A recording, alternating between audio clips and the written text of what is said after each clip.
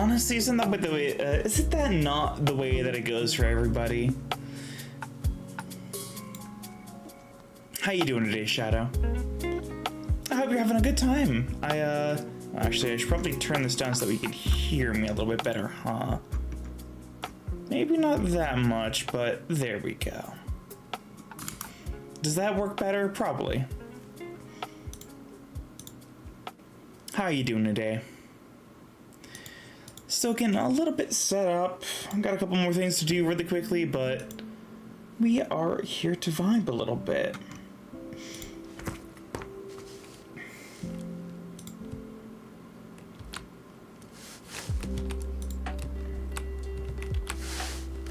I can hear you fine, but I have headphones on my bias party. Yeah, most people I have typically are headphone wearers, so it's like, I'm not too worried about it.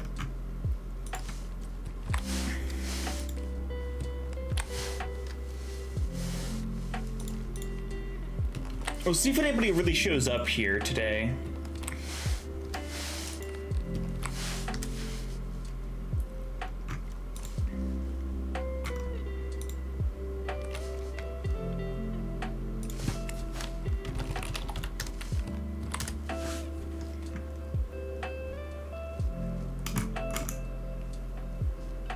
But yeah, I'm glad that you're doing good today. At least I can guarantee, least I can do is guarantee that better or worse I'll be here. You know what? If nothing else, that means I have one. So...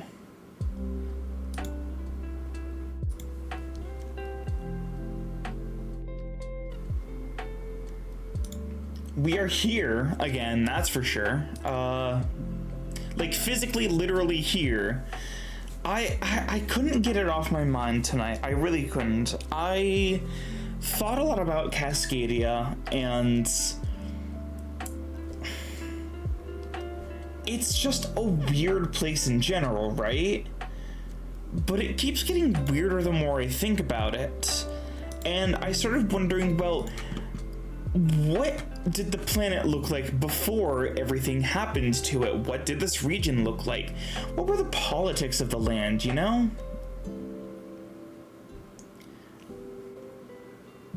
That sounds like a place that Black Mesa would really like. The Pacific Northwest is probably not the place that the Black Mesa would really like. They like their deserts and their isolated areas that don't look so good.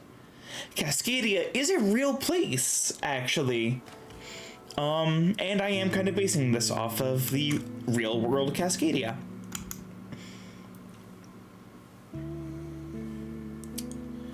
Didn't bring any Sprite with me today. That's okay, though. But yeah, I'm glad that you're doing good. So,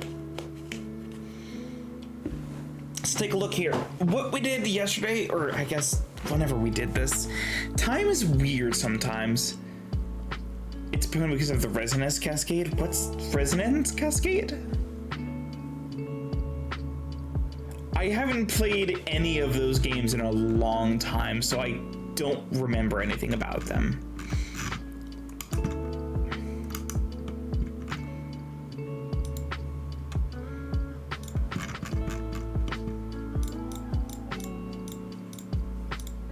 The entire catalyst for Half-Life 1? Really? Huh.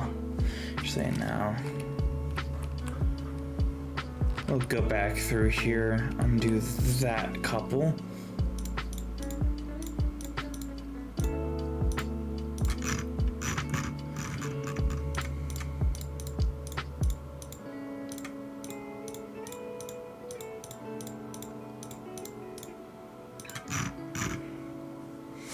One of the big things when it comes to building maps is to know when enough is enough for a certain area. For down here, for the main part of Cascadia that I've worked on, this is enough. Like, I want to darken a little bit of this again, so I'm going to grab one of the clouds and just do the exact same thing again. Be like, bada bing and bada boom. Ooh. Ooh, wait, hold on. It may not have been enough after all.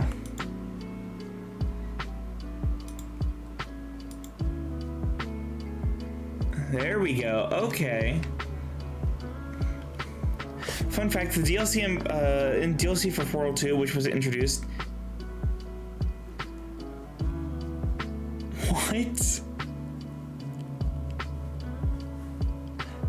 Okay, I didn't know that was an actual thing. Like I said, it's been a long time since I've been, I was never really a fan of Half-Life. Never really stood out to me as something that I'd be into, and lo and behold, I was right. I never got into it. Let me see if I can find a different kind of hill here.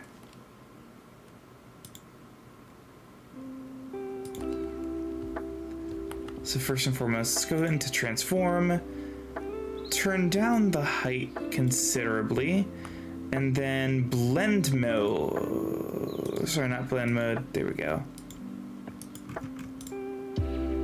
Not that. So we want something different here.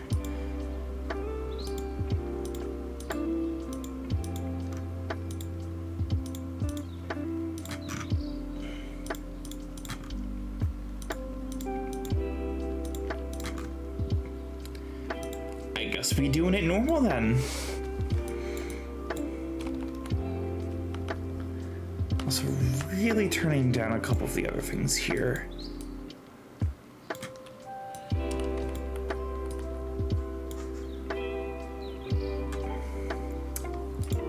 Yeah, the game's just, for many, many, many reasons, just never really appealed to me as a person, and it's like, you know, that's fine, but whenever people bring that up as like, yeah, this game never really was for me, there's some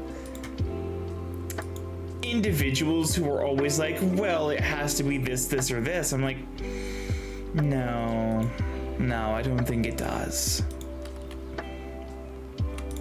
Let's actually change this out for something else.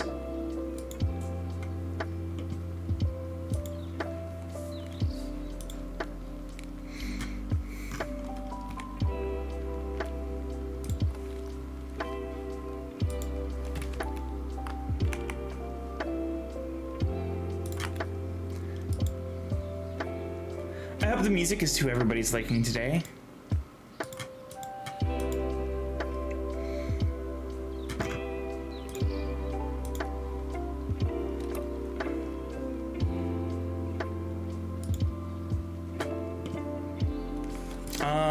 So let me take a look really quickly at,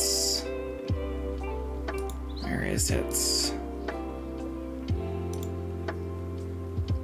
It's not in any here. How do you feel about this? I do know they take place in the same universe. Again, I don't really care much for any of it.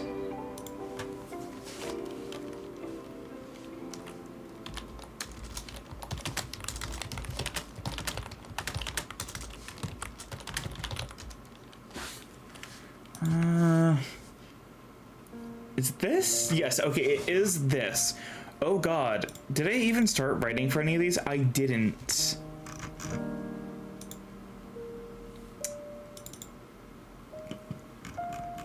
I at least have them on the map.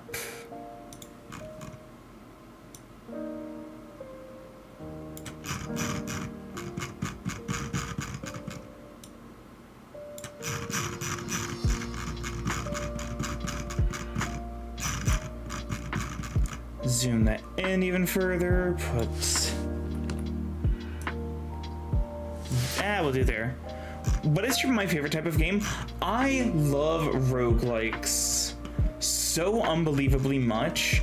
Roguelikes typically are, roguelikes, platformers, and JRPGs in general.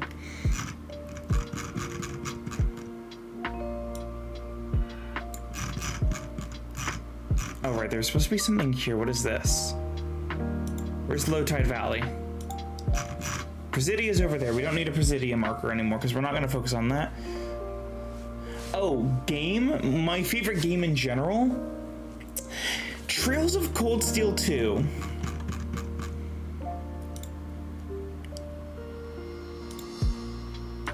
It's absolutely Trails of Cold Steel 2.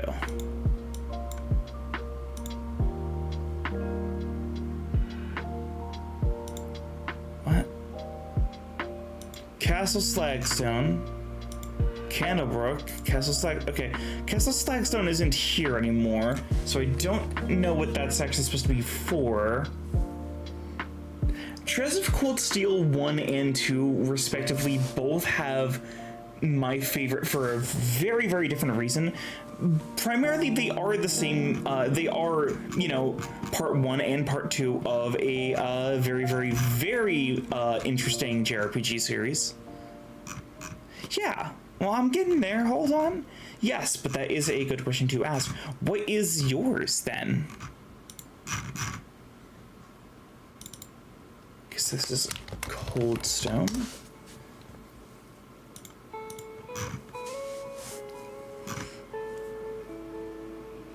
The face is kind of seem uncanny for me, but the Trails games have never been about art. It's always been about the story and the music. All 13 of them, technically 14. I know that Nayuta is canon. I just don't know how yet. Or at least we don't know where. The community generally agrees. Yeah, there's 14 games and the series is still going. Still going. Yeah, you heard that right.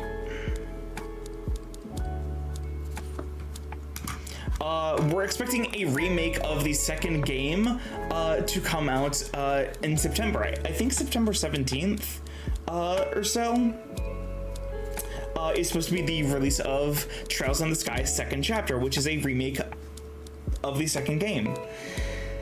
Try out the classic for like they're all a linear story. There is a absolute play order that I can send you later. It's just a wonderful series.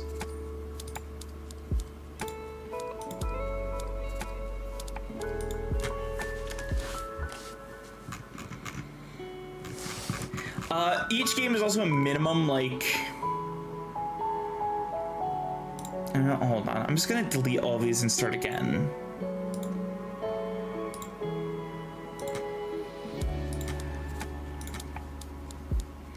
I have a lot of things that I want to do when it comes to this section of the world. Because, I mean, this is where the majority of the campaign is going to take place, and it's going to go from, like, Candlebrook down to, like, Cragstone Keep and Dust. They might go to Port Clay, but I sincerely doubt it. And if they make their way to Rhapsody, that's going to be a very interesting time. But yeah, no, the Trails series is a wonderful, wonderful series, and the music is fantastic.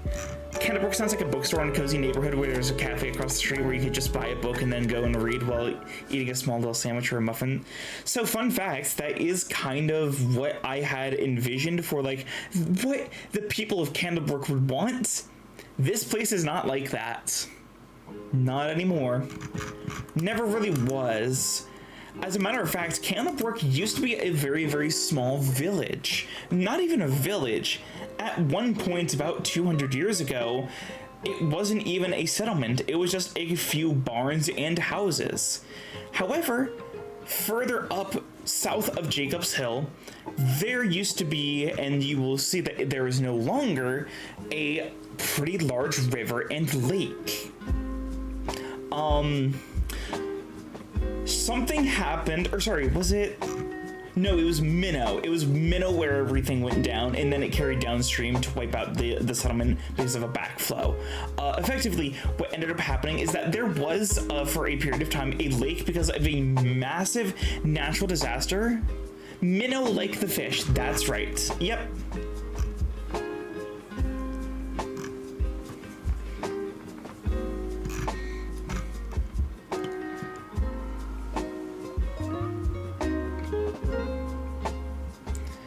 I can't believe how good this all turned out. I'm gonna be so real. I'm actually gonna pat myself on the back for how this looks. Like, honestly, out of all the places to go live, where would I want to live here? None of these places are particularly great, but they have really, really scenic views. Slagstone is not a terrible place to go if you like industry towns. No, I mean, it does. It's just, well, it's just this one section that looks pretty good, and then the rest hasn't been touched. I've had this map for almost 2 years that I've been working on. Like, it's literally been in development for 2 years. No, no, no. You actually would. So, let me read you the campaign plot hook, because I love doing that. I love getting to read that for people. No, Cascadia, none of these places is a good place to live. I just want to be very, very clear about that. None of this is good. You don't want to be here. This place sucks, and living here is not enjoyable. Let me take a look.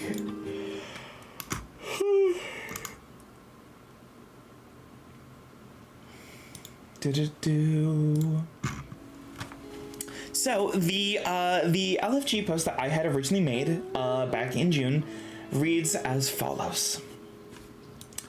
The Federal Republic of Cascadia has not always been an independent territory. 50 years ago, it joined hands with regions surrounding it to wage a war of independence against Ravenspire, an empire built bent on subjugation and falling into a cycle of wars that it could not win. While Cascadia gained independence, it was not without great cost. Much of the fertile valleys and stretches of forest had been burned or destroyed. Cities were turned to rubble, and the siege of the city of Candlebrook, where the final battle was held, turned the greater valley into a lost land of misery, regret, and the classic tale of a Pyrrhic war. Life has slowly returned to the Federal Republic, but Cascadia's woes are not over yet. Monsters from ages long past roam the land, and there are few strong enough to brave the wilderness and reclaim settlements. Deep within the western valleys bordering Ravenspire, shadows twist and thieves conspire as those weak yet willing are given path to a better life. Candlebrook is under a hidden siege from the past, and it must be defended. There is not much patriotism left in the people here after 2 generations have only known the decrepit rot of wood and the crumbling of stone. But the promise of clothes, food, gold, and shelter is enough to rouse the city and the towns that remain around it. You are some such citizens of Cascadia that stand up when the call arrives in Candlebrook to defend itself and redevelop the city. You've been given basic training and skills in combat crafts of your choice and aptitude. Now you have to find others that will have your back long enough to be free from poverty and in a safer home. Welcome to Candlebrook. Nope. I need to make something very, very clear. The war that happened in Cascadia completely destroyed. So the region that we are in, this entire stretch, like right over here, is known as the Dust Valley. I'm gonna do also, hello Finnick, how are you? So good to see you today. I hope you're having yourself a good time. Free draw, sorry, yeah, there we go. So, effectively, this entire region right here, up to about where Rhapsody's other stuff ends, this entire area is beyond ruined in most cases. Oh, I gotta bring that to upper layers. Most of Cascadia during the Civil War had a lot of issues. The Dust Valley had the worst of it, though. This is a place that used to look beautiful and has just simply been destroyed by war and monsters and age. During the final years of the Civil War, Ravenspire, which had now at this point lost its own capital, you can literally see that Cascadia controls what used to be the capital of Ravenspire, that used to sit by the ledge of an entire fucking mountain and valley. Yeah, this place is not great off. Rose Meadow is a wonderful place, though. Rose Meadow, because of it being on the natural edge of a river that has access to other waterways taking up and down, and also being on the other side of the mountains where Ravenspire wasn't able to hold on to as much territory, it was able to rebuild a lot quicker. Cascadia effectively started their revolution over here by Presidia, but a lot of areas like Glenmoral and Rose Meadow also had pretty large amounts of like anti-Ravenspire like conversation in it. So I'm guessing the other place, like the Detroit Fantasylands. No. Detroit has redeemable qualities.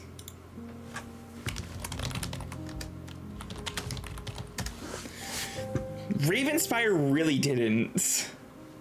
Ravenspire didn't even run Cascadia well, is the worst part about it all. They simply were kind of shit leaders, shit rulers, and their military doctrine was just, let's get everyone killed because we want more money. Oh, fair. Yeah, it's kind of like that. But yeah, no.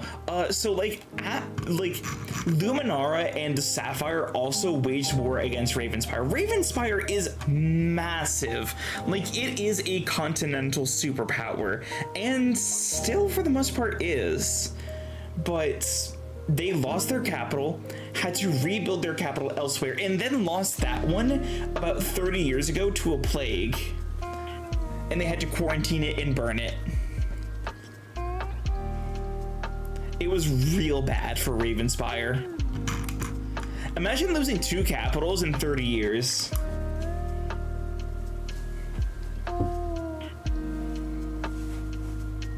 It's pretty bad.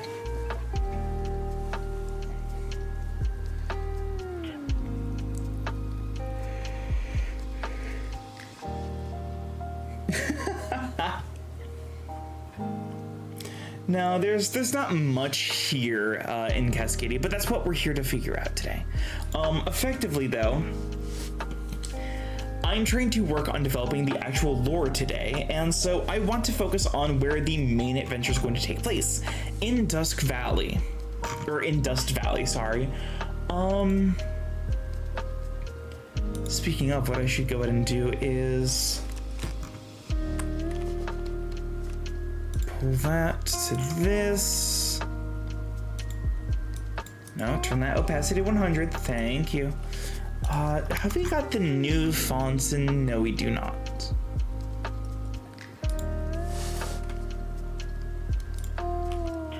We have a couple of fonts in. Valley of Dust.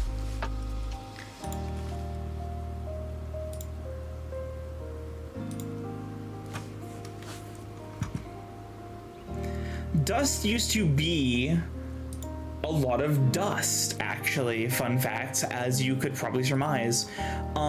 It's actually been due to the war that this entire region kind of started growing a lot of trees. It is said that some great magics were used that awoke the ancient bone structures down in the actual cores of the mountains, and a lot of calcium eventually washed down, and other things that washed into the soils here. I think it's calcium that's good for soil, right? Let me double check that.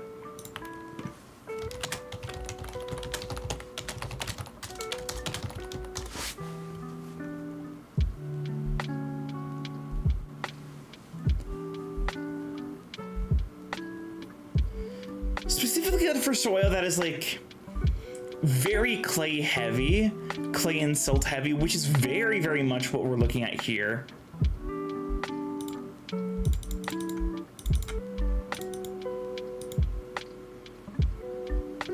It was a pretty rough time for a very, very long period of time.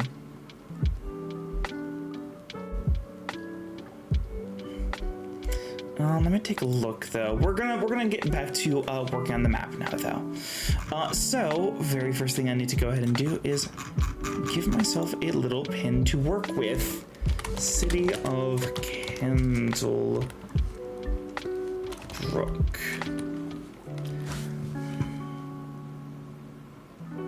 Could have sworn that there was a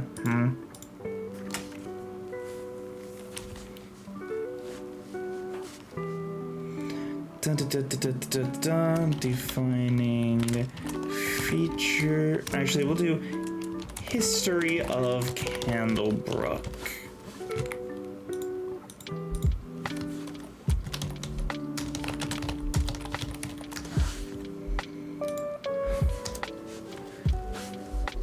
Okay, I'd like you to not be on headings. Oh my god, please. Candlebrook was first established nearly 400 years ago after a... I know I said 200, I'm switching that to 400. Give it a bit more history. It didn't really ever start out like a big town. It's like, it was a very, very small farming, like, storage area. Like, there was a place for the by-roaders to go to.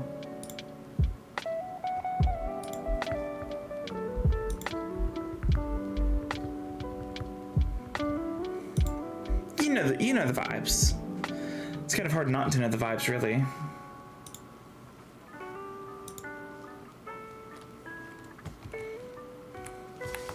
After a long period of torrential downpours, followed by a cata. That's not, wow. Strophic earthquake reversed. I can spell, holy shit. Reverse the flow of the Dust River. It's supposed to be capital. Come on, there we go. I can type, I promise, I can type.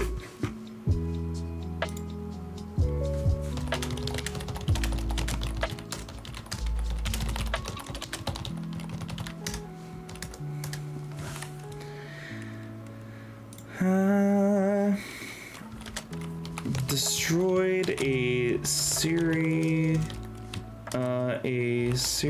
of villages and a town once called...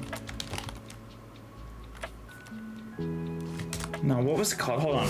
I had a Discord server where this was originally written out in, because this was originally something that I was doing collaboratively with one of my other players.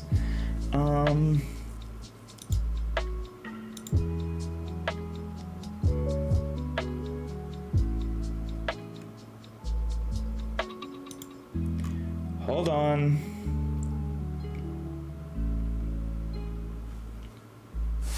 I promise I actually know what I'm doing sometimes. Just right now.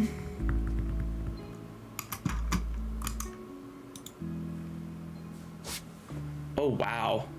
The original Welcome to Candlebrook document. Holy shit.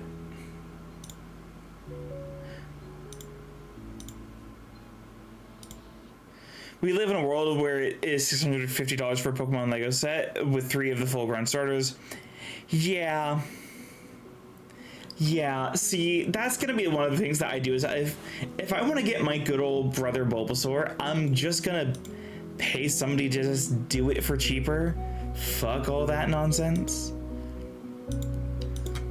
So this had other lore that I completely forgot about over the course of several, oh god, this is so, there's actually so much more here. Oh my god, there's so much here.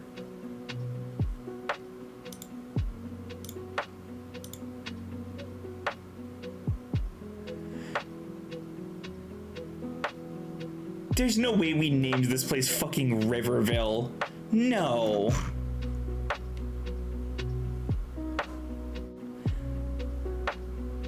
Yeah, we've noticed.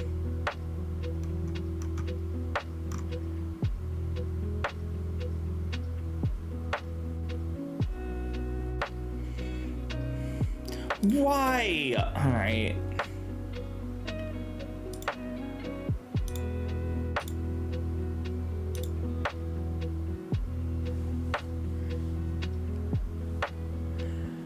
Oh my god, man.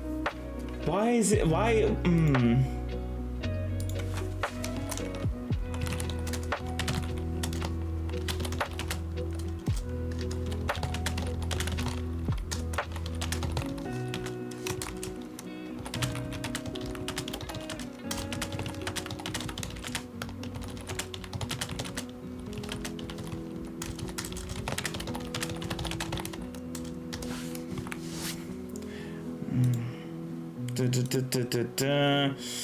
Okay.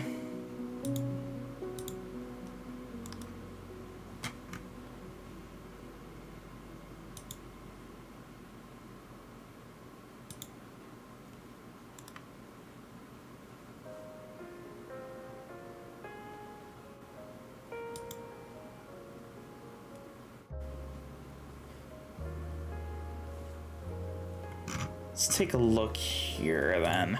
This document has a lot of very, very relevant information for what I'm trying to do.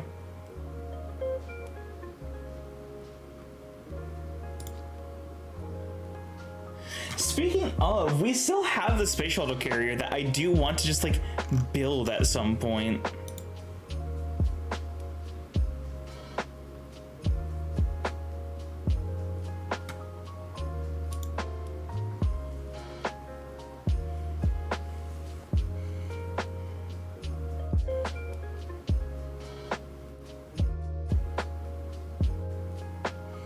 Are you serious? Oh my god. All right, I'm gonna pay attention to just this for a bit. Do some little bit of working. You know what? Yeah, I'm just gonna shut up and work for a little bit. I feel like that's pretty fun here. You guys want that?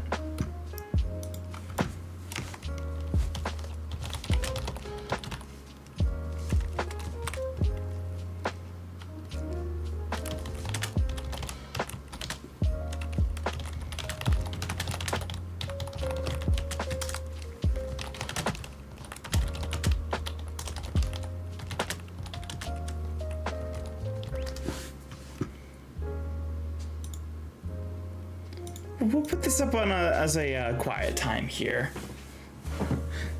We'll do that.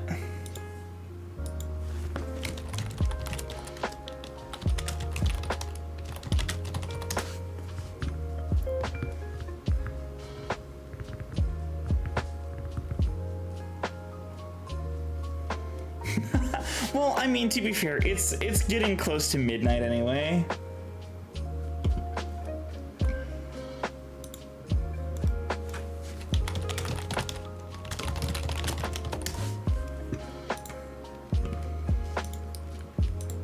Okay, so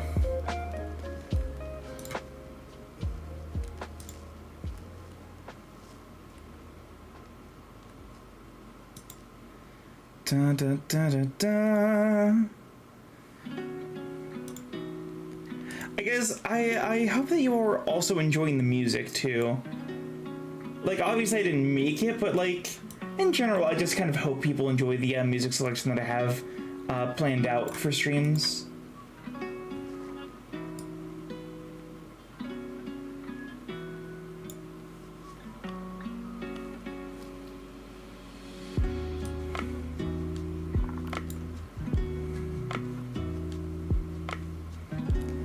Let's take a little look here then.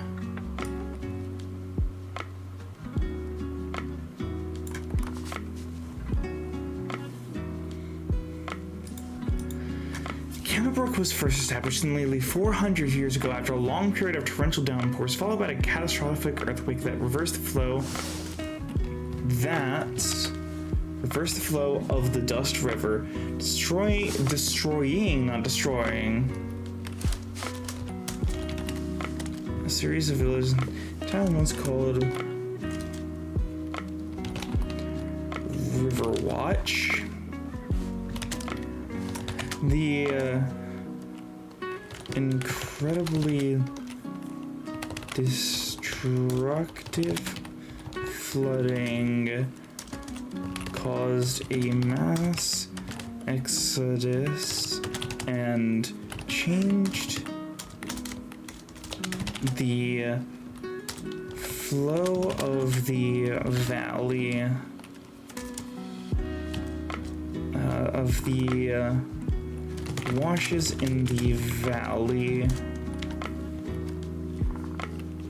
starving local plants and wildlife of water and making it harder to farm in the region. However,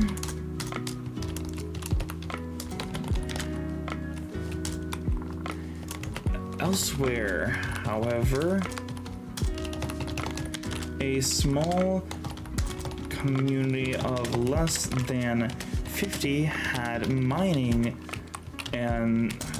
farming infrastructure and trade storage buildings that refugees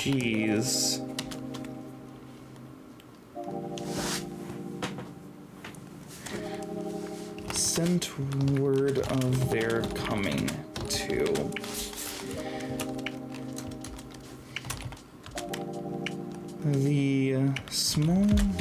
The farmsteads situated. Oh, thank you so much for the hydrate or dihydrate. Let's do a little bit of drinkies. I'm not drinking at all.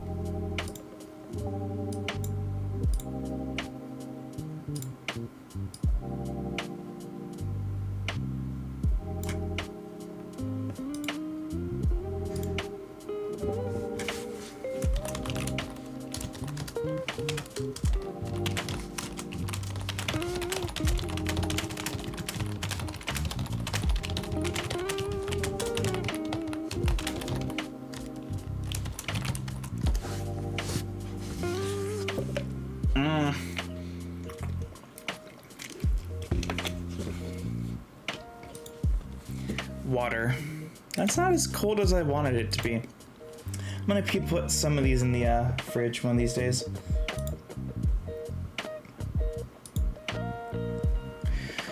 The farmstead's situated near a relatively high watershed and only a few miles, or only a mile from a cliff, lit lanterns along the road to let the refugees know where to go during a time of chaos, fear, and great loss. A brook had erupted near the lower section of a road, causing a small stream of fresh, potable water to flow from the depths of the farmlands out towards the still raging Dust River.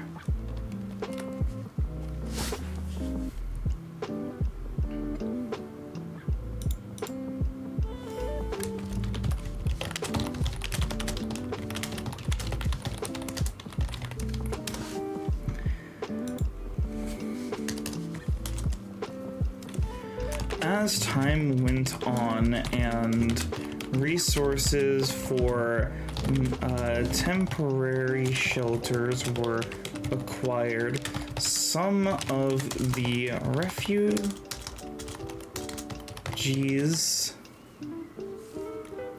decided to help mend the equipment and tend to the fields of the farming families that had allowed them to take refuge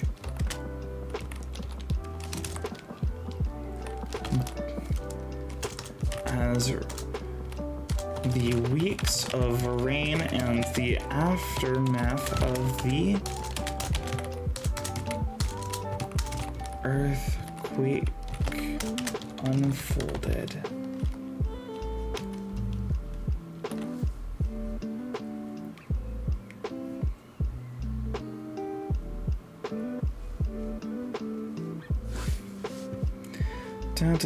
We'll save that just in case, and then we'll move that over.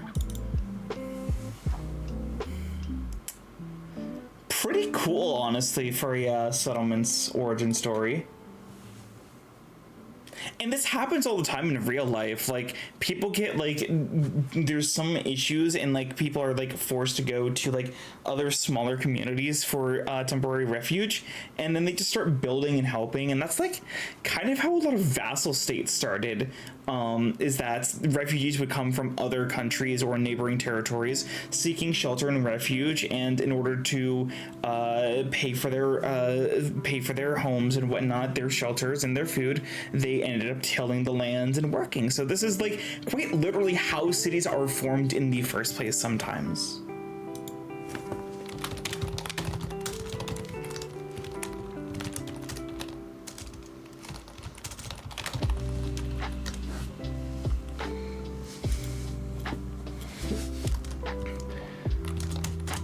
Over the course of the next few years, as the river returned to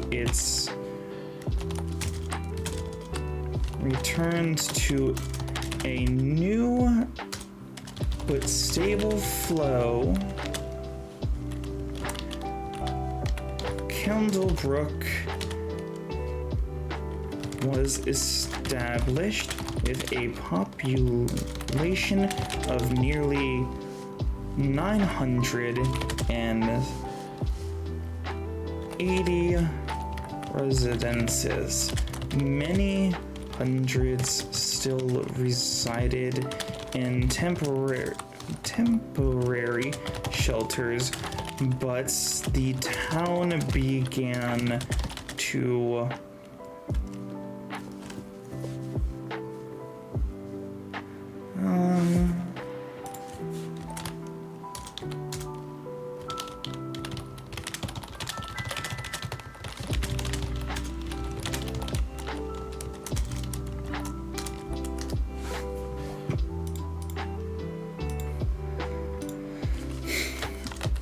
experience the first of many. I really gotta stop people from losing their points out here.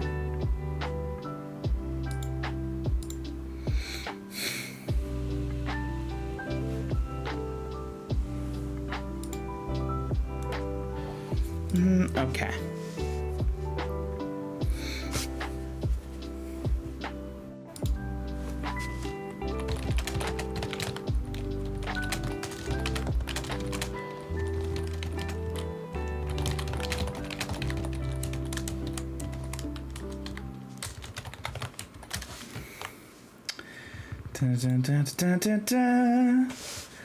Many hundreds still reside in temporary shelters, but the time begins first of many issues as dwindling food supplies were rationed.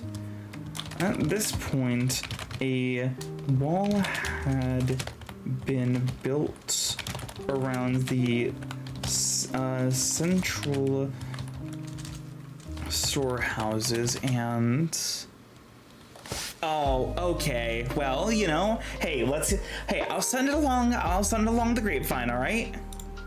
Hopefully he gets it, you know?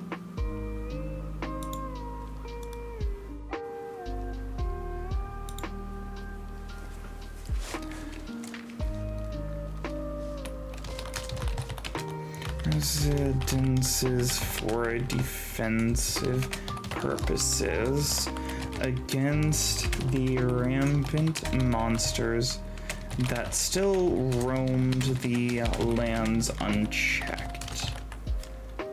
After the fall of River Watch.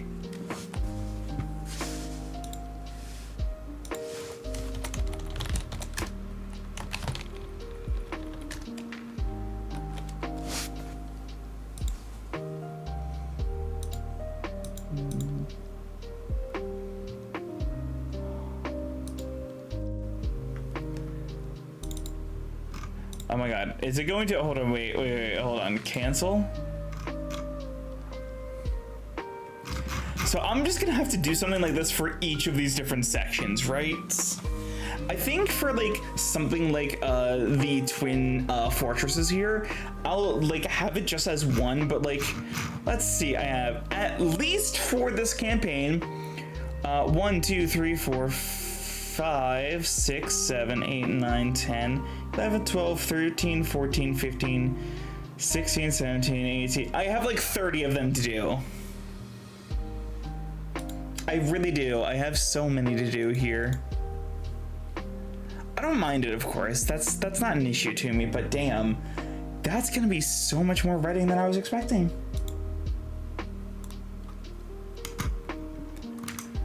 Let's get back to the writing though, because that is why we are here today. No, wrong one. Actually, we'll take that over to Dust, because Dust is the next major city. All right. Apparently, we're moving Dust over here. Dust. Sorry, City of Dust.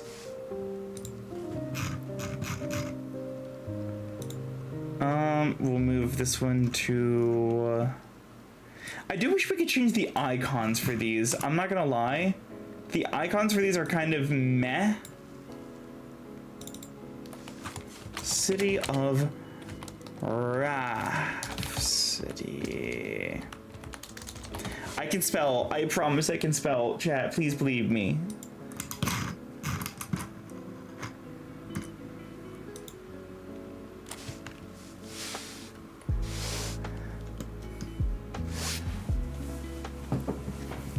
This is honestly, no. The more I'm writing about this place, the more I'm like, yeah, I'm really looking forward to running this campaign. Because it's like, how many campaigns are most people typically going to run or be part of? And for me, the answer is like a bajillion, you know? Okay, I gotta stop doing that. Hold on. Did I? What? Oh.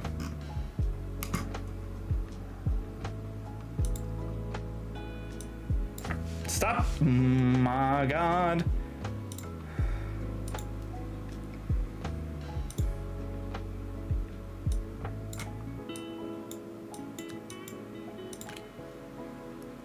Gonna go ahead and delete that one. Delete that one, yes. City of Rosemeadow, because it wanted to cut out there for some reason.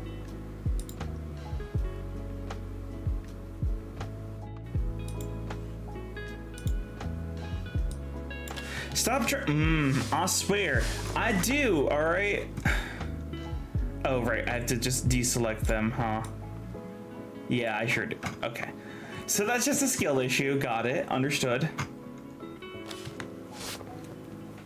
And then obviously Glenmoral and Sogwood are the next largest cities. Fort Ravenspire is not even a major city, by the way. You know, the place that, wait.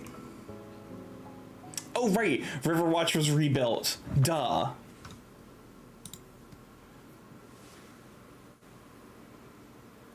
What? No, that's not keyboard issues. That's just incarnate jank.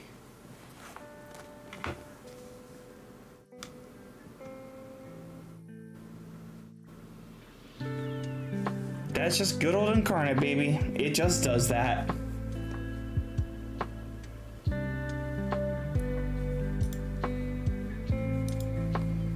Oh, for fuck's sake, what I do need to figure out is why its VTube Studio keeps crashing, completely unprompted and unceremoniously.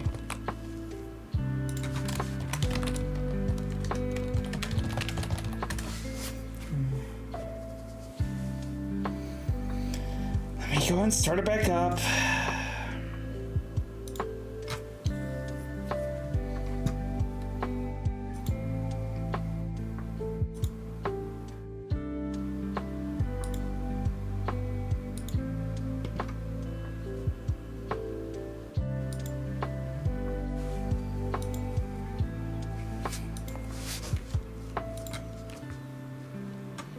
There we go. All right, it's better now.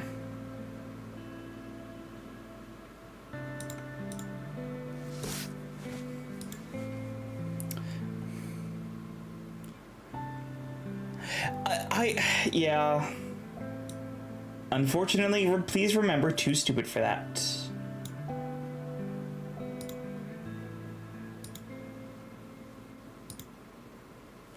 Okay, so stop doing that, Incarnate, please. Okay, there we go.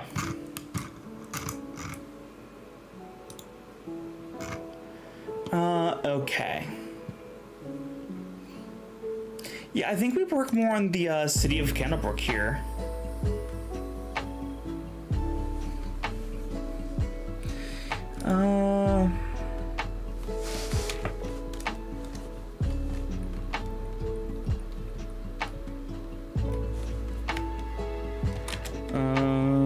Fire spewing newt had gone after some chickens near the wall, setting fire to it.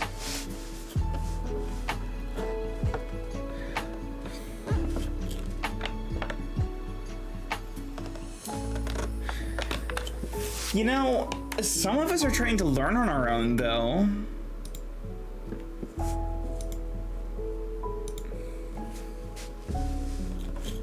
Some of us don't want to be reliant on their, their developer roommates and their tech tuber girlfriend. You know what? Hey, Grok.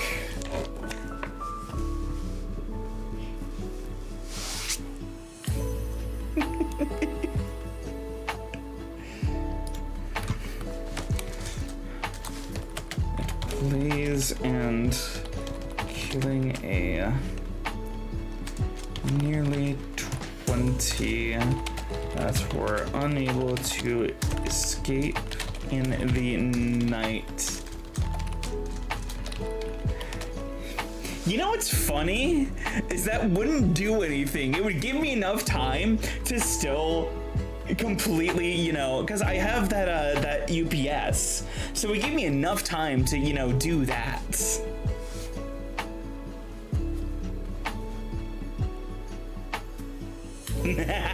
You're right. Hold on, was it? Not Claude. What's the other one? Hey, Copilot. Which one? Figure it out. No, AI sucks. We all know AI sucks.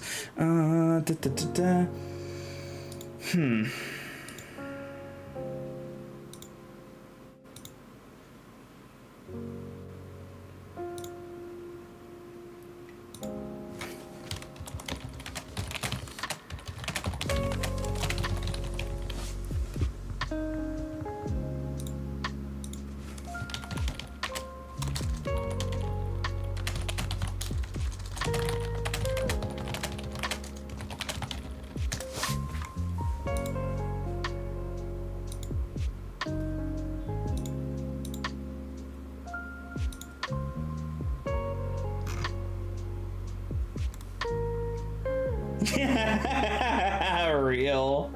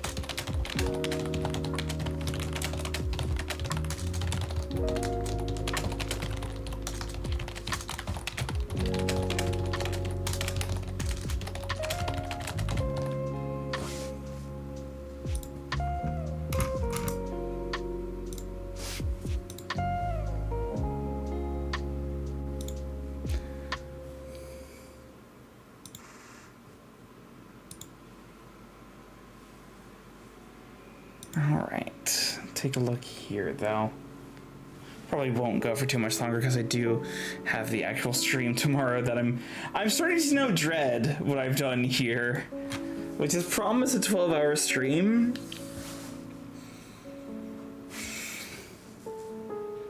I really am starting to regret that one a lot.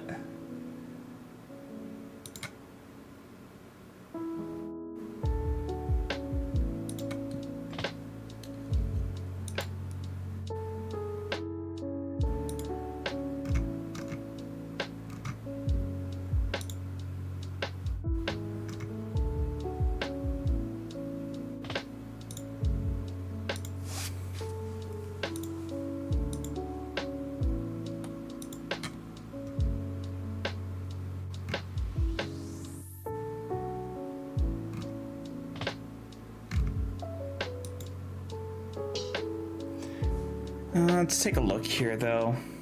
How much have we done for Candleberg? This isn't nothing, by the way, compared to what I normally do. I gotta stop hitting that.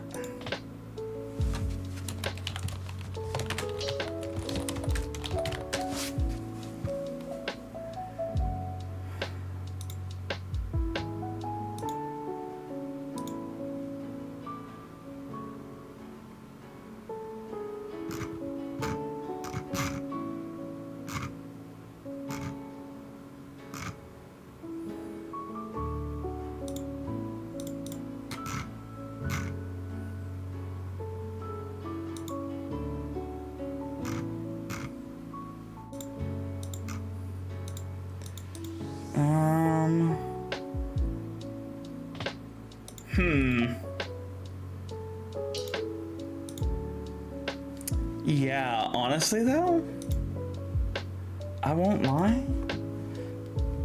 That is a lot to sentence to, because like I'm working on the campaign very slowly, but I want to start this up by the middle of August. So like this much already kind of slaps, especially given I have an entire Google Docs to work with that I forgot about for well over a year. I honestly, I don't hate that.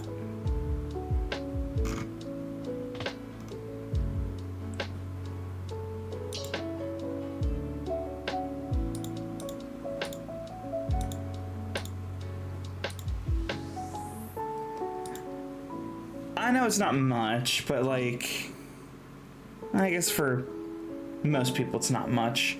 Let's go ahead and do, let's do a little bit more. We'll do a little bit more. Might as well.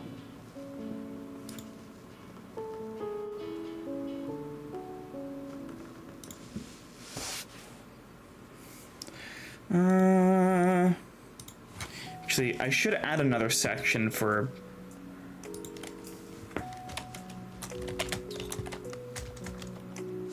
Was it, Fires of Liberation? The Federal Republic era? Today. There we go. I'm back with the Reese's Milk Chocolate Peanut Butter Cup. Ew.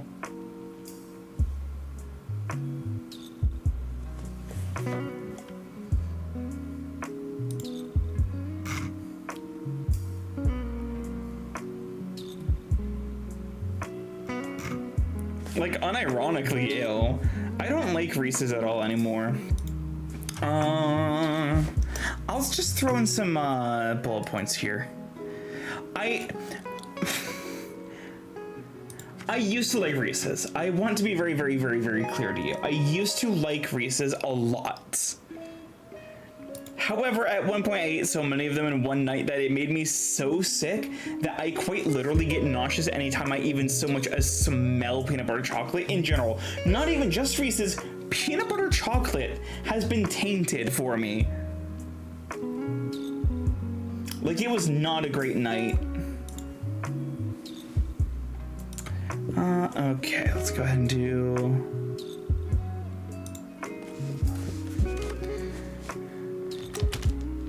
Candlebrook was the last city to decide its place in the open rebellion of the Ravenspire Independence Wars, ultimately choosing to support Ravenspire, having lived in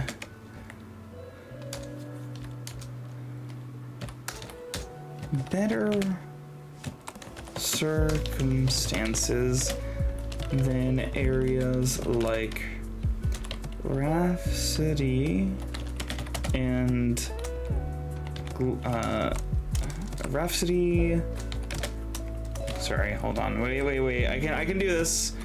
Glenmoral, Rhapsody, and Rosemeadow. What's my favorite and my least favorite place in this setting? Hold on. So, for those of you that know me pretty well, I am very, very specifically not I view like faith in a religion very differently, which is already a very, very charged statement to make, not going the way you think it is. The way that I write gods is very, very, very different from how most gods are typically portrayed in both fantasy media and in Earth's own scriptures. We'll say scriptures and not fan fiction. I tend to present gods in a much more weird, odd way than more than a few people are willing to do. Because of that, I also have a pretty contentious relationship with a lot of the like religious institutions of other settings. I try to make my religious institutions places that are genuinely trying to do good, but simply do not understand the task at hand or have no way to complete their tasks at hand. This does inevitably spawn different cults, different breakings of faiths. The primary faith here is not yet determined in terms of its name, but is one such faith. What they don't know is that the god that they worship is literally holding the planet out of chaos, and is still alive and can hear their prayers. Because if they knew that, they'd be doing a lot more to help that god. That said, one of my favorite places, obviously, is just the entirety of the Dust Valley. But if I'm picking a specific place in the Dust Valley, it goes between two different places: Bright Rock Temple and Dust. Now, I'll talk about Bright Rock Temple first because it's a little bit more stupid and it's quicker to explain. Bright Rock Temple is a small city. It's only got a few thousand people in it. I think it's like 8,000 to 10,000 people live at Bright Rock Temple. There's a number of different farming settlements around it, but it is up on the mountains, only about a half mile above where like the rest of the valley sits.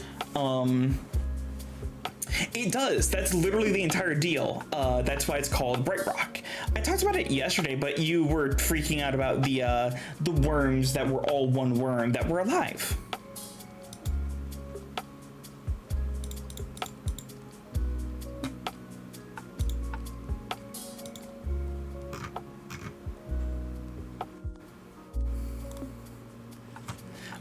But Bright Rock has a very, very, very interesting thing where, so this place is very, very dark. The mountains are much, much taller than you would expect. I brought up the worms.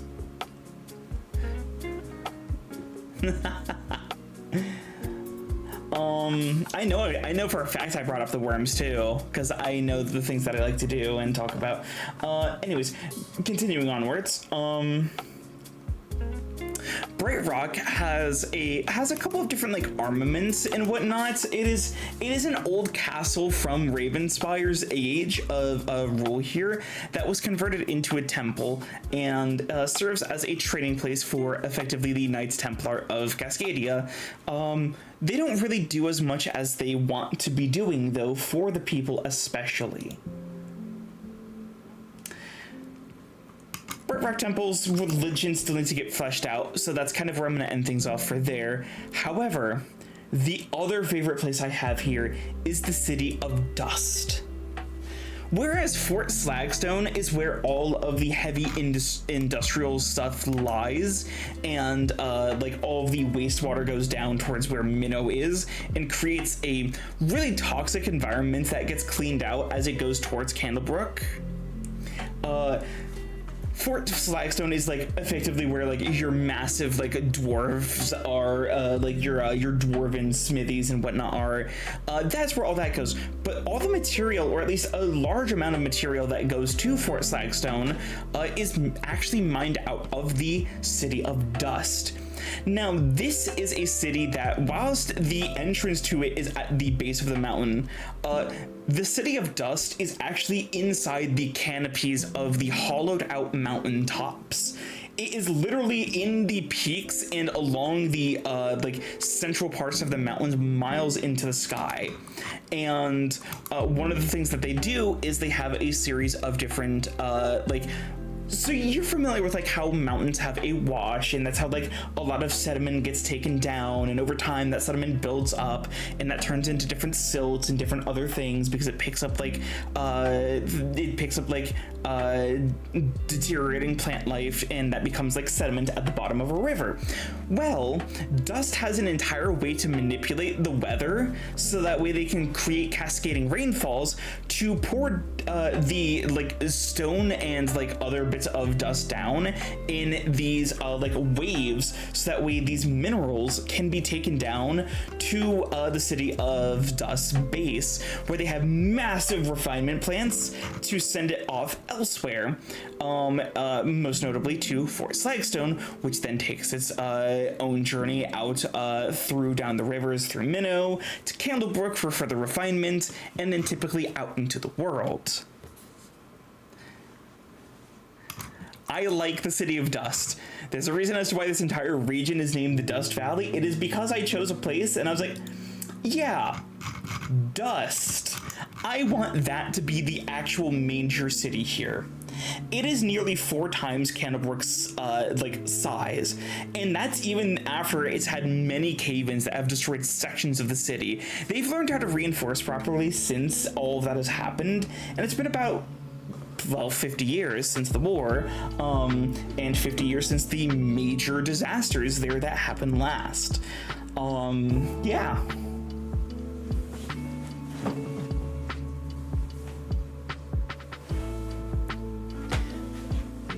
So that's my favorite places. Now, you asked for least favorite. What do you mean by least favorite? A place that I don't really feel like working on? A place that I would hate to have to be in? What are you feeling here? Pick your poison.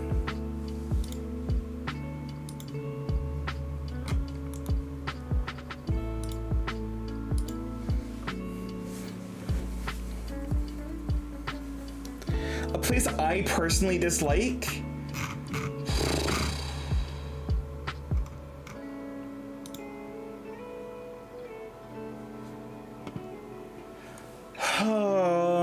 Honestly,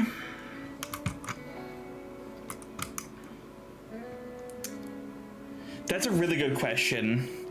I haven't built the rest of the map because I don't like the rest of the map. I'll be honest, outside of like where you've seen all of this being built up, I don't care for it. I don't like it. And honestly, I wish I could just simply remake it without it feeling, you know, intensely wrong, but it just would feel, like I said, intensely wrong. I spent a very long time handcrafting the terrain here.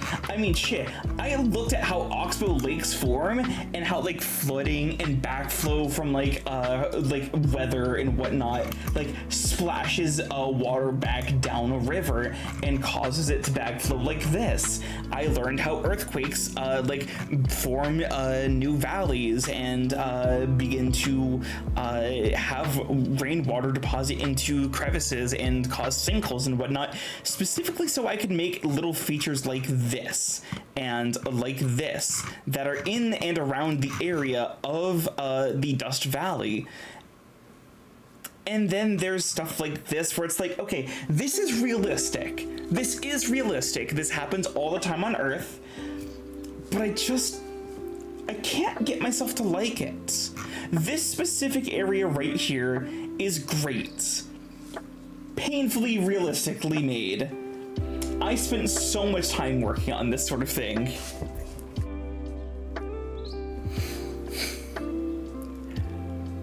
Yeah, it really is effectively like that. And the weird part is that, like, so I have the idea of, like, there's so much more that I could do with this world. The only thing I care to do, though, is just work on this one small area. Like, I want this to be your classic D&D, like, Sword Coast adventures. Like, this is my skag. This has always been my skag. Kind of.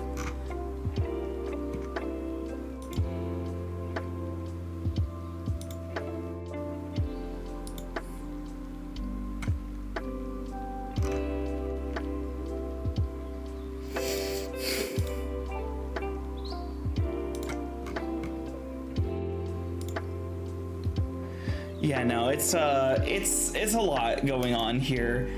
I really want to put more work into like the area like east of Rhapsody. Like, one of the things that I was worried about doing whenever I started making this map, I was like, oh, there's some weird cutoffs here where I might just like stop working on the map at a certain point, and that's exactly what happens. Like, I started filling in like these areas where the water like met up, and then I was just like, I don't know how to expand from there, but I know that's where like a certain, like, that's where these evergreen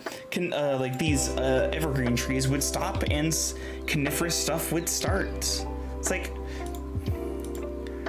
I don't know. I want very much I want very much to be able to put my hands onto this map and say, okay, we're gonna go over here and do this.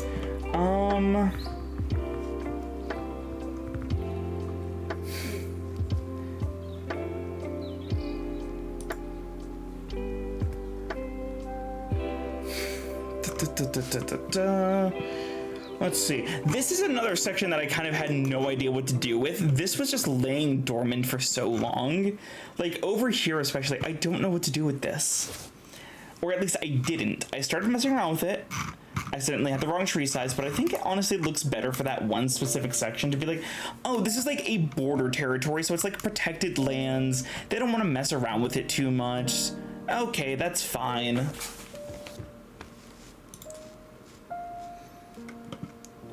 So it's like, I wish I knew what I wanted to do more with the map. And the reality is that this is like another 50-60 miles out to like the coastline from like the edge of this river. So what I should really be doing is working on like a kind of more open plainsy feeling and seeing what comes of that. Like, you have your thick forests and your swamps and your rivers and your mountains out here. Perfect, great. There's gonna be more of a desert on the other side because the giant rain shadow that stretches like from western Luminara, or I guess, sorry, this is east, this is west, because we're technically looking at a map that is upside down, we'll call it. We'll just call it that. I wish I could flip the landmass now. There's so many things that I wish I had done differently here, but, you know, this is the one that we're working with, so it's like, I'm cool with some aspects of this. I just wish I'd done things differently. Same as it always typically is, I just wish I'd done things differently.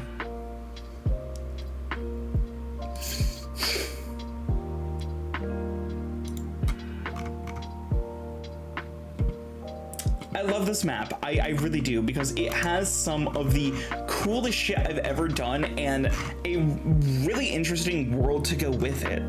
So I want to finish this map at some point, or at least get to the point where I am at like the main like river that runs through Ravenspire and Cascadia going out to the ocean. There's entire other countries that are going to be mentioned that just won't ever actually be made. This is a live world, and I want that to be reflected in like the actual painstaking art that I've done when it comes to making the ecosystems and whatnot. There's no magical fey forest here. This is a very, very boring planet in some regards. It's just the background of the planet that's insane.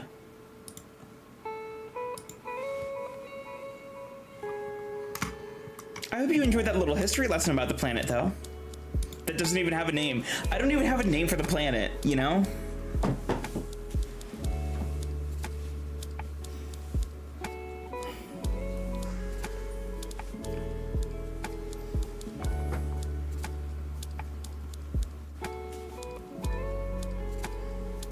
Yeah, no, this is a place that I've wanted to work on for a long time, though, and making this an actual campaign that has actual lore to it. I will be streaming a version of this campaign, actually, hopefully later this year, and you know, depending on how that goes, I might stream even more campaigns. We'll see what happens, but for now, obviously, we're just gonna kind of relax about things.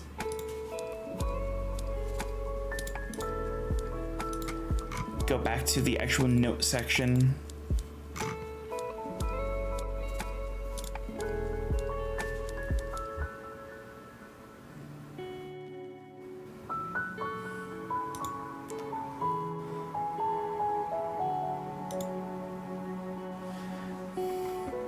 It's one of those times too where it's just like I'm just gonna kind of slowly rock back and forth in my armchair and have a good day, you know? I've been here for an hour and a half almost. What the fuck happened? How did this happen? How does this always happen?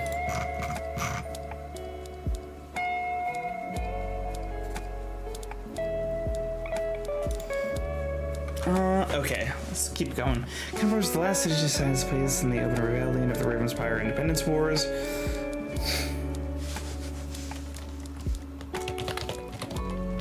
Was sieged 3 times by 3 independent factions during the 11 years of the Independence Wars.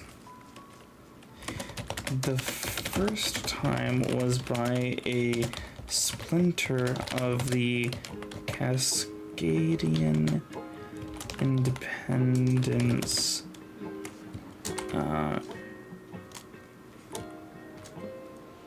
Imperial Independence Legion.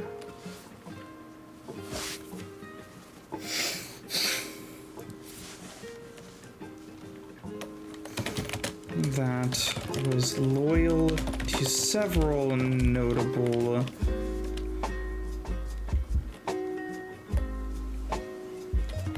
regions and noble houses in the region. The second time was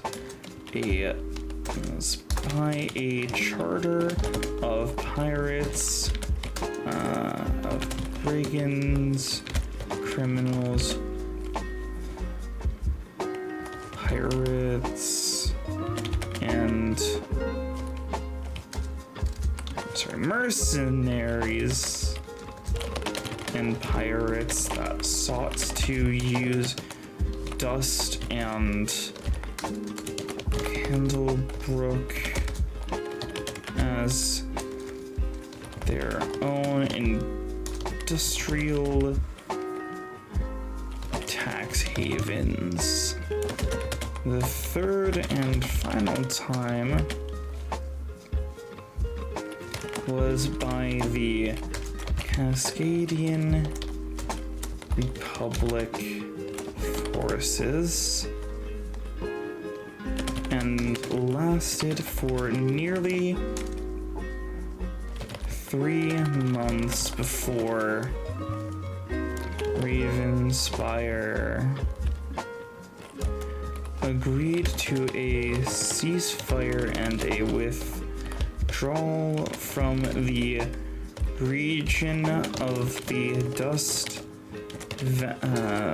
Valley of Dust, surrendering their capital in exchange for leniency in reparations.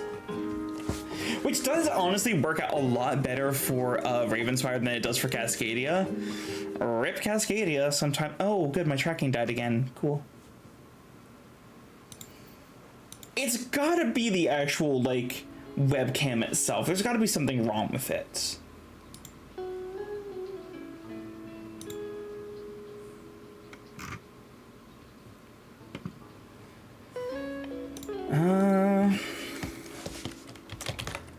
Kendallbrook has failed numerous recovery and post-war safety. What would be the word? What would be the word? Not safety protocols, but something, amendments. No, not amendments, agreements. Ensured by Ravenspire as rampant. Oh, gods.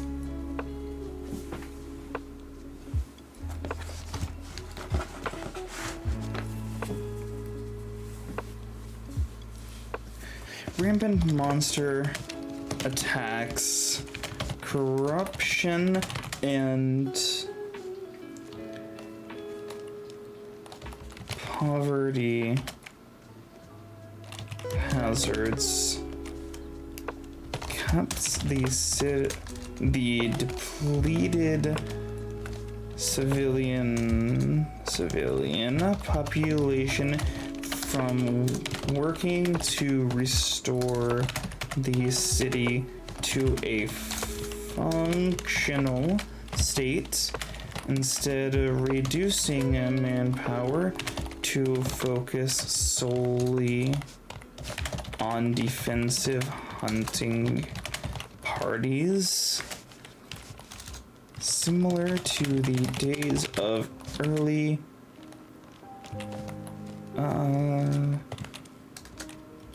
feudal settlements. That was that, wasn't it? Yeah, it was.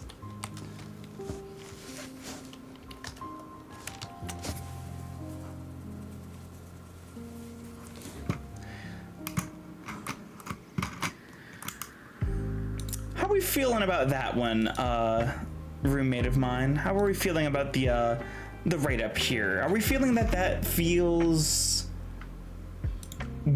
realistic or good?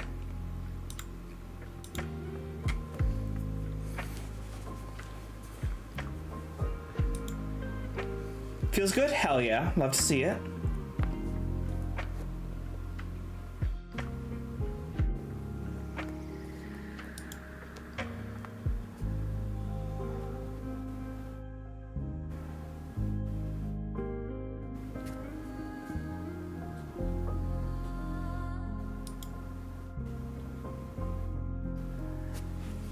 Yeah, that's a hell of a lot. Honestly, that's probably what I'm going to end up doing for the various systems and plans to story mine.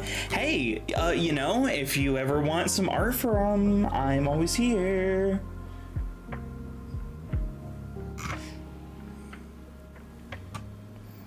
Yeah, I figured I might as well write a bunch today, and I want to do that on stream just to get a couple more hours of stream in, say hello to people, and you know, generally vibe the hell out.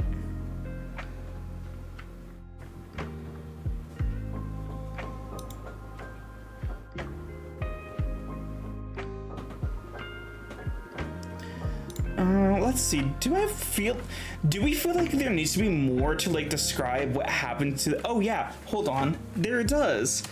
Candlebrook also faced a large number of industrial disasters during the independence wars, forcing the main about the tracking issues. Try asking and looking around various forums to see what people recommend as a tracking camera system. Yeah, I'll take a look here in a couple of days as well. See what I can get out of people.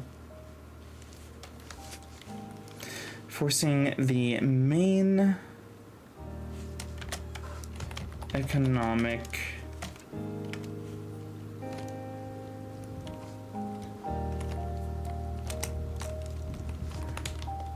recovery to be focused instead on providing basic shelters, safety, and food rather than being able to educate, repair, and expand this city.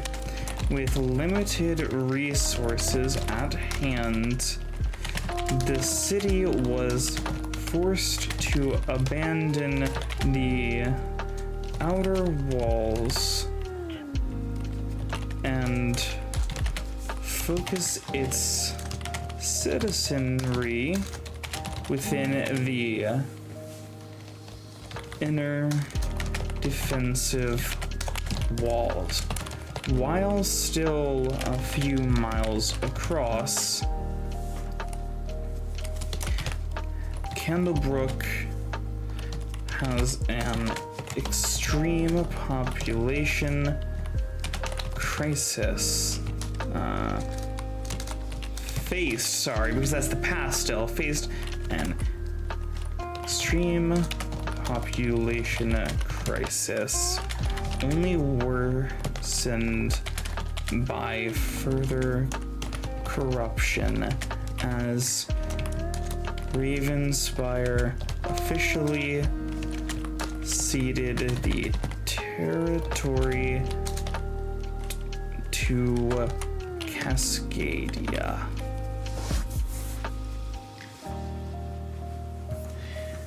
There we go. Terrible, terrible, terrible place to live. Genuinely, you don't want to live here. Some people are gonna have to, though.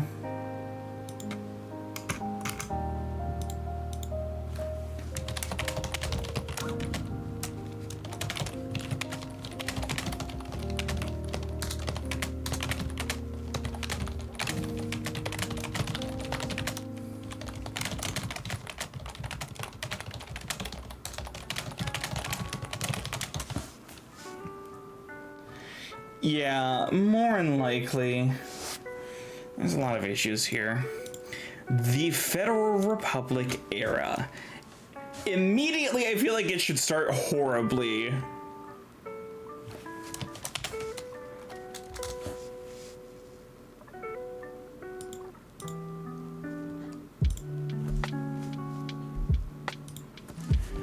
Within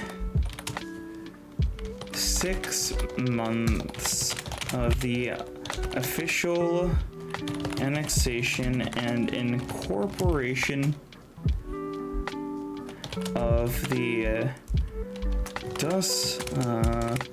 Valley of Dust territory into the newly independent Federal Republic of Cascadia.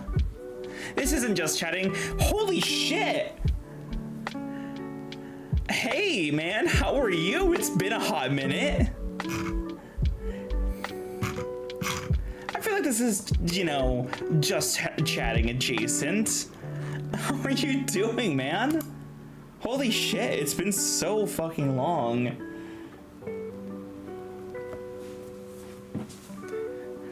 I still talk to the rabbit about you every now and then. Hopefully you're winning just chatting. Honestly, I'm gonna be so real, man.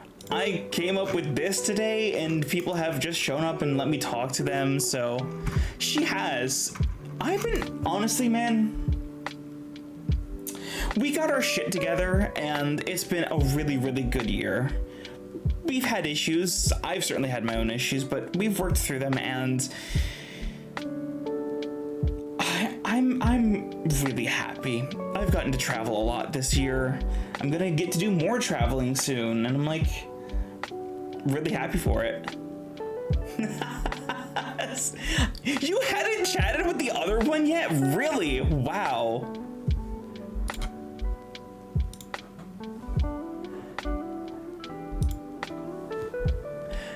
You're bringing both of them out. I'd say Tua can play at that game, but I can't actually use my other ones for that. Apparently not, this is my usual viewer count. That's fair, honestly. Were you, how, I haven't really been keeping up. How have been streams for you, though? I mean, as you can see, I've hit, the good 200 here on, twitch.tv/AsteroCosmosVT. Hell yeah. Genuinely, I'm glad, man. I really am. I worry about you a lot, and I'm always glad to see you pop in.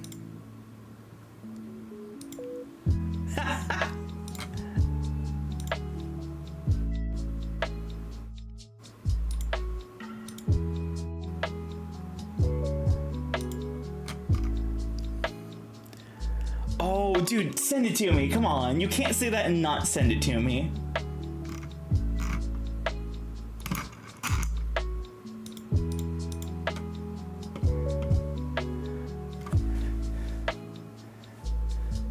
No, I mean, honestly, again, I'm hoping to hit 250 by the end of the month, if I'm being completely real, but realistically by the end of August. But yeah, no, it's I'm just really glad to see that you're, you know, at least kicking.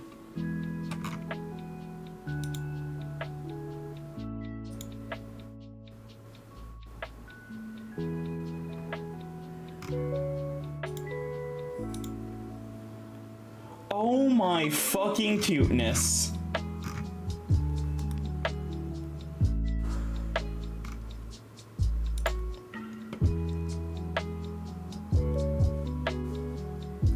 Holy shit. That's adorable. I have to say my favorite out of all of those is the little orange slice. I love the little orange slices. That's my favorite one.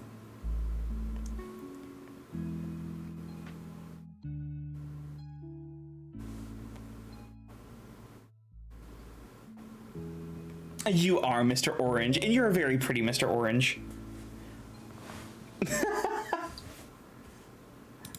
You... Look.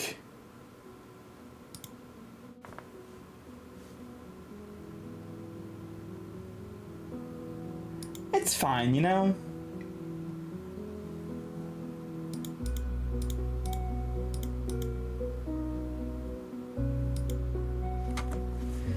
Oh, I'm just glad to see you around, man. I've missed you. It's just good to have you here, and I hope that, you know, life is treating you better than it was. We certainly had some wild fucking times, and you know what, man? I'll tell you what, we'll hang out and have some more fun times.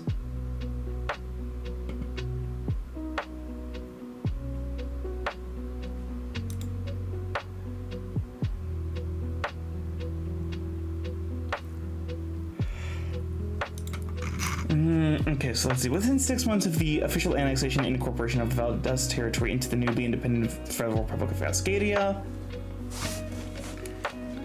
the city of Candlebrook once again faced trouble from within the walls. A series of murders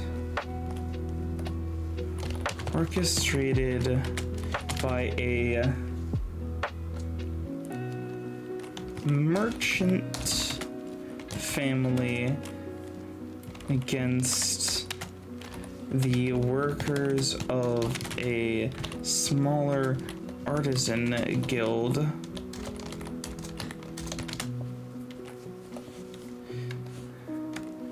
Plagued the city for nearly 3 months before the merchant family finally made an acquisition of the material refiners used for paint. We will say it is paint. People love art, and if there's a monopoly on paint, that's gonna get real expensive.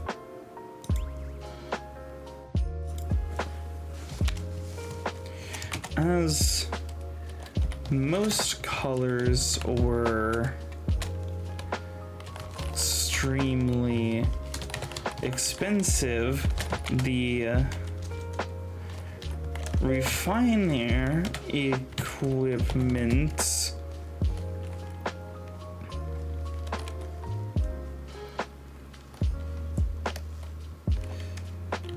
acquired by the merchant family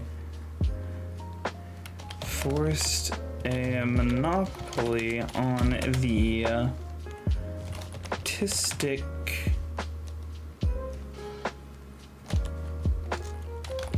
community, and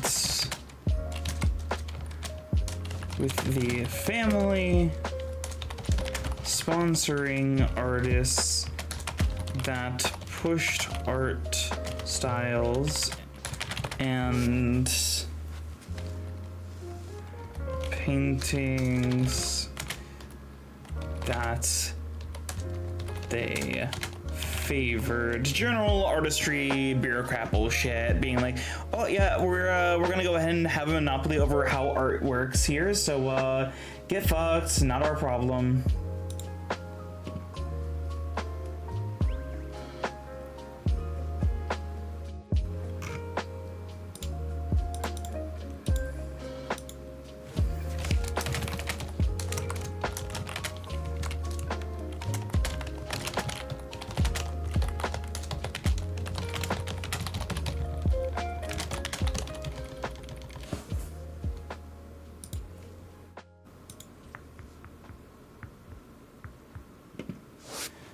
Okay, let's take a look-sees then.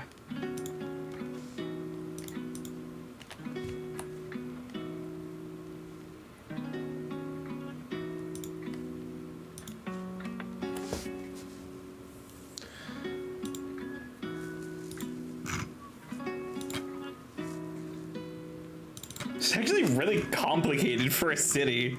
For just the first settlement to be like, yeah, so here's like a lot to know about the place, and here's like the general history, and here's how that plays out into like, I mean, the big thing here is like the Candlebrooke, you know, being on the side of Ravenspire during the Independence Wars is like a massive thing, because effectively, right, like Ravenspire was all the way down here, and these mountains were like very difficult to cross. Like this all was technically part of like Ravenspire. Even Luminara was still technically part of Ravenspire, so like all of that, you know.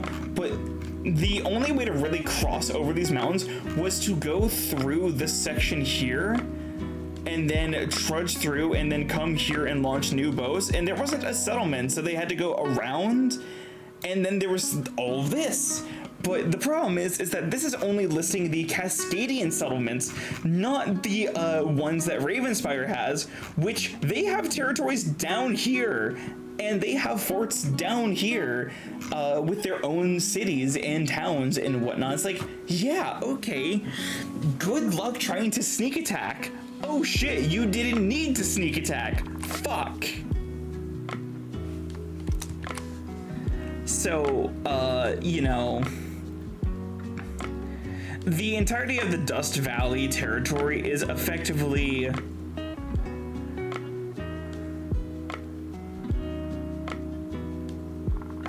about through here.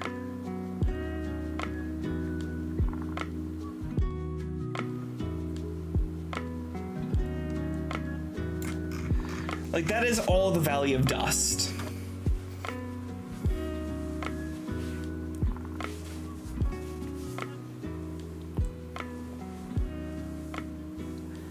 So much going on in this place. It's so insane.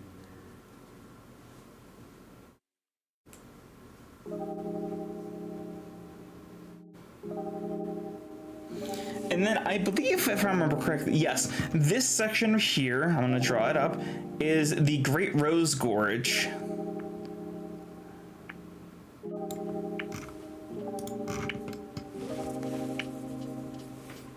And then I don't remember what I had. I think this may have just been the Backwoods, is what we named it whenever we were working on it. It's just like, what's all this called then? That's the Backwoods. Why? Because nobody really remembers any of that place. I mean, one of the most important places there is literally called Sogwood. It's the fucking largest settlement there, and nobody cares about that place. When's the last time you heard somebody talk about the town of Sogwood?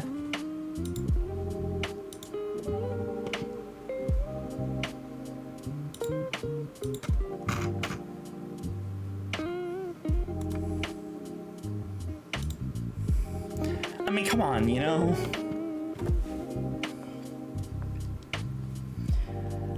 And then I still have yet to determine, I'm kind of thinking just like, as this comes out and up here, like this comes out to like the coast up here, but no, it wouldn't make sense for it to go all the way coastward, right? What I'd probably do more than likely here is it cuts off here as it starts approaching the coast and then just kind of cuts through here. Like, the Valley of Dust is a very notably large territory. It rivals the power of the capital territory over here by the actual, again, capital city, which is not a small territory, because they were just like, hey, we're gonna go ahead and make sure that we have all the like safeguards here. They were like, yeah, all of that's all capital because we know better. But like, the Valley of Dust is the largest area, realistically speaking, because technically it's supposed to incorporate this section over here, where there was originally a lot more planned, and it could have also included just that general area. I just didn't want to make that all one giant fuck territory. Yeah, no, it's a lot. There's so much going on in this place. Oh my god. I've been doing this for almost 2 hours right now. I'm actually really, really happy to be doing this in the first place. Just the entirety of the Valley of Dust is kind of like my love letter to some of the more regular, like, this is meant to be like your standard like intro to tabletop role-playing games adventure. If you're playing in this setting, it's because you have just a love of, you know, either some of the friends that you're introducing to a brand new like concept or a brand new system in general, because this is not meant to be a super complicated area. The plot pretty straightforward up until you find out about the, you know, god made of worms that are all one worm. But yeah, no, this is pretty cool.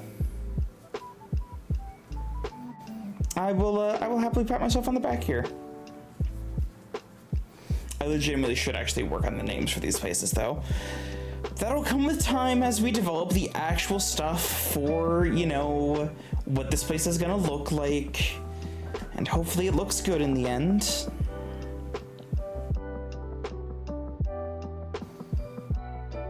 Because I would hate for all this work to be done and then for just to be absolute dog shit. And then This also technically splits here.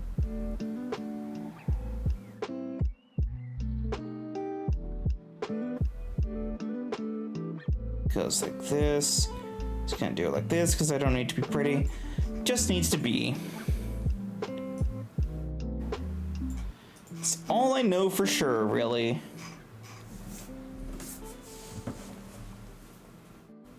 Cascadia is really big, huh? Like, this is not a small country. This is like... This entire thing is like if the US had the Civil War and Texas just actually got its independence. Like, because remember, Cascadia expands like out over here, and there's still like mountains and shit that go like out to here. So it's like, yeah, you got that. You got all this. Let's do all that through there. Like, that's not a insignificant. It's pretty significant. It really is. Maybe not Texas. That's way too big. But more like Tennessee, right? Like, it's pretty sizable. You would definitely notice it missing from the US. If you're from the US anyways. It's also something in general that you would notice on like a world map. You'd be like, what the fuck? What happened to this country? Yeah, it's just like that now. Oh my god. It's just like that now? Sure is, yeah.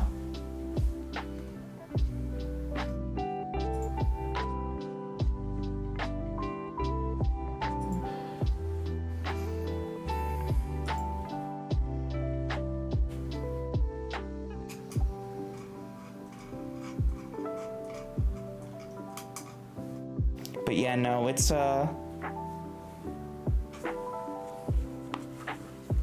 nice. It really is.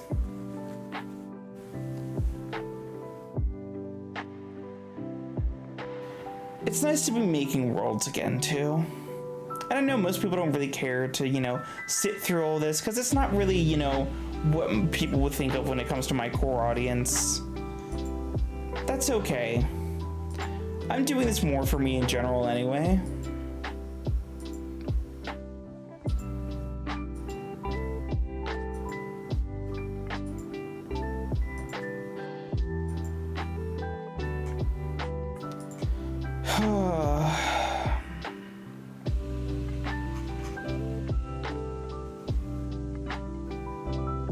No, we want to hit save. Oh, we've got to save now.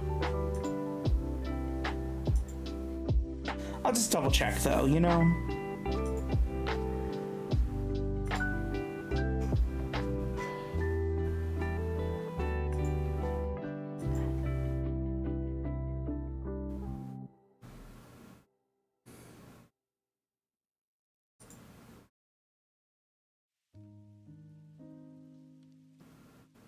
Wow.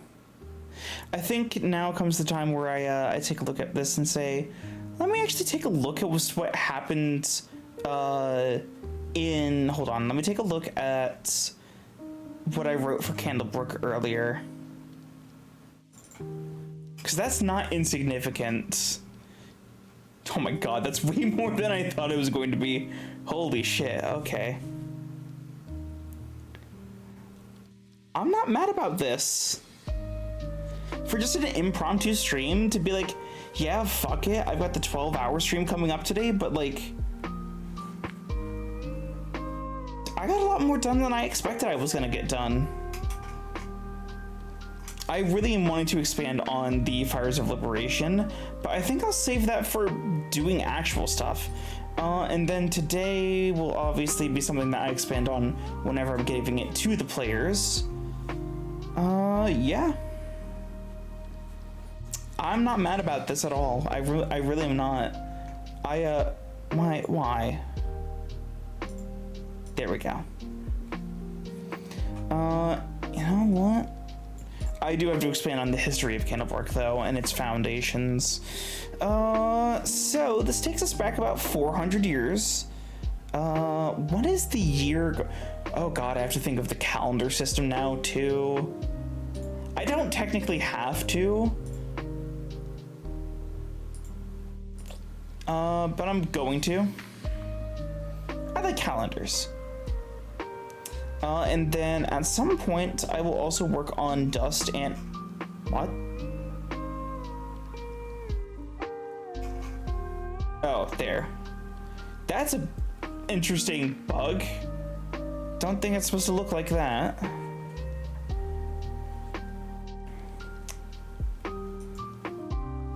But yeah, I hope that you all have enjoyed today's stream. I legitimately, it is currently, oh god, what time is it? Is it almost midnight? Yeah, it's 6 minutes to midnight, so. Oh god. Do I sleep for 12 hours and then do the stream at noon, or do I wake up and start it early? Because this is going to be the third longest stream. No, it's not even going to be in the top 10 of the longest streams I've done. I just realized I lied. I've done so many long streams. Oh no, I'm so fucked. It's gonna hurt so much. I'm going to be absolutely dead tired. I'm gonna need to like get some snacks today, I think. I should probably get prepared for that soon. But for now, what we'll go ahead and do, take a little look-sees around. Again, I'm really happy about this. Where is fit screen? There we go. This is kind of the area of focus, like I've kind of gone over before. This is what I want to focus on for the region of Cascadia and for the campaign in general. How much further can I zoom in? Oh, that's not terrible, actually.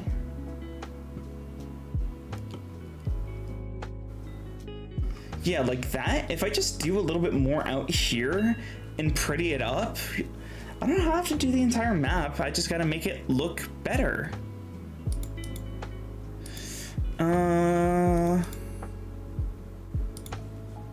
Okay then.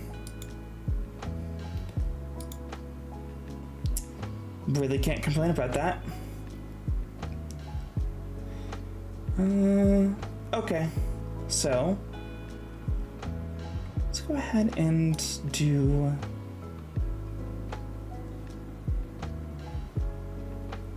this. Give me just 1 second here, please.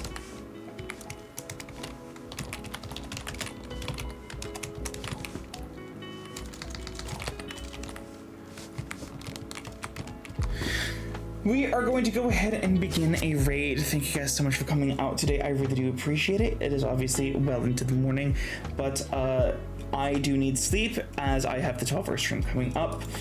We are going to go ahead and begin a raid to Myra Moore's, and we are going to go ahead and send you off that way. Myra is going to be playing some Pikmin 4, and Pikmin is obviously not something I know too much about, actually. So, funnily enough, this is kind of going to be my real, you know, I don't know. We'll figure it out as we go. But we're gonna go ahead and send you all off. Thank you guys so much for coming out and hanging out. It's always a pleasure to see you all. Thank you guys so much, and yeah, I will throw you over to Myra. Take care of yourselves out there, all right, everybody? I'll see you in the time when I wake up. Oh, I'm totally not scared of this stream. Take care, everyone. We'll see you next time.